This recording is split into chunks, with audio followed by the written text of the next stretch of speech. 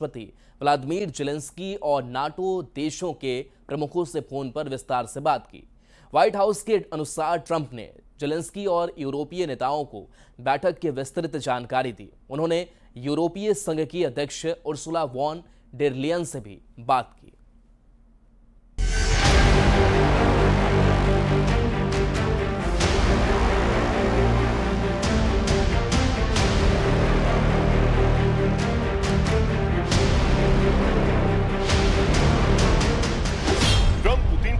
मुलाकात, शांति पर अटकी बात।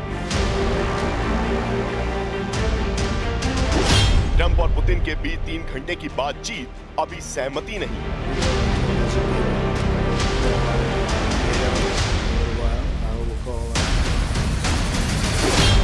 मॉस्को में अगली मीटिंग का सुझाव, क्या रूस यूक्रेन युद्ध पर बनेगी बात? करीब 7 साल बाद ट्रंप और पुतिन ने एक दूसरे से मुस्कुराते हुए हाथ मिलाया। अमेरिका के अलास्का में हुई इस महामुलाकात पर पूरी दुनिया की नजरें थी। खासकर इस बातचीत के बाद रूस और यूक्रेन के बीच चल रहे युद्ध में सीज फायर की उम्मीद थी, लेकिन ट्रंप और पुतिन के बीच रूस यूक्रेन युद्ध को लेकर बातचीत भी हुई। इसके बाद हुई ज्वाइंट प्रेस कॉन्फ्रेंस में अमेरिकी राष्ट्रपति ट्रंप ने बातचीत को बेहद सकारात्मक बताया, लेकिन ये भी कहा कि बातचीत से कोई नतीजा नहीं निकला। इसका सीधा मतलब ये है कि रूस यूक्रेन युद्ध में सीज फायर को लेकर कोई समझौता नहीं हुआ।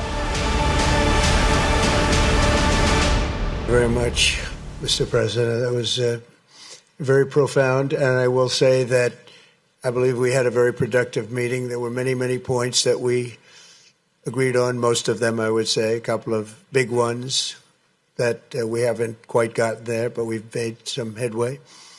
So there's no deal until there's a deal.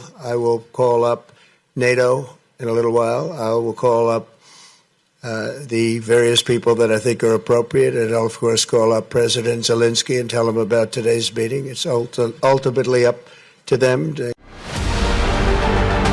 विश्व की 2 महाशक्तियों के राष्ट्रीय अध्यक्षों की इस महामुलाकात में रूस यूक्रेन युद्ध पर बातचीत भले ही सीज फायर के समझौते तक नहीं पहुंची, लेकिन रूसी राष्ट्रपति व्लादिमीर पुतिन ने कहा कि वो इस बात से सहमत है कि यूक्रेन की सुरक्षा सुनिश्चित की जानी चाहिए। And I agree with President Trump, as he has said today, that naturally the security of Ukraine should be ensured as well. Naturally, we are prepared to work on that. I would like to hope that the agreement that we've reached together will help us bring closer that goal and will pave the path towards peace in Ukraine. We expect that Kiev and European capitals will perceive that constructively and that they won't throw a wrench in the works. दरअसल Donald Trump लंबे समय से दावा करते रहे हैं कि अगर वो व्हाइट हाउस में होते तो पुतिन यूक्रेन पर कभी आक्रमण नहीं करते, और इस मुलाकात में रूस के राष्ट्रपति ने इस बात की पुष्टि भी कर दी। पुतिन ने पूर्व राष्ट्रपति जो बाइडेन का नाम लिए बिना उनकी आलोचना की और ट्रंप के स्तर का हवाला दिया कि युद्ध रोकने के लिए उनकी मौजूदगी ही काफी है। Я помню, что в 2022 году во время последних контактов с прежней администрацией я тогда пытался убедить своего прежнего американского коллегу в том, что не нужно доводить до ситуации после наступления, которые могут наступить тяжелые последствия в виде боевых действий. И прямо сказал тогда, что это большая ошибка. अमेरिकी राष्ट्रपति डोनाल्ड ट्रंप से मिलने और बातचीत के लिए रूस के राष्ट्रपति व्लादिमीर पुतिन करीब 1 दशक बाद अमेरिका की जमीन पर पहुंचे। दोनों के बीच करीब 3 घंटे तक बातचीत हुई, जिसमें रूस यूक्रेन युद्ध में सीज फायर को लेकर कोई समझौता नहीं हुआ, लेकिन इस मुलाकात के दौरान रूस के राष्ट्रपति पुतिन ने ट्रंप को मॉस्को आने का न्योता दिया।